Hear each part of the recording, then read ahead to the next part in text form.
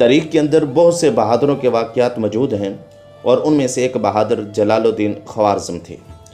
جلال الدین خوارزم کے بارے میں چنگیز خان نے کہا تھا، اگر مجھے ایک سپاہی جلال الدین خوارزم جیسا مل جاتا تو میں پوری دنیا پر حکومت کرتا۔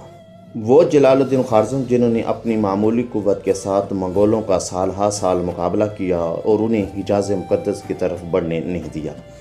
چنگیز خان نے زندگی کے اندر جس ایک سپہ سالار سے شکست کھائی تھی وہ کوئی اور نہیں، وہ جلال الدین خوارزم شاہ ہی تھے۔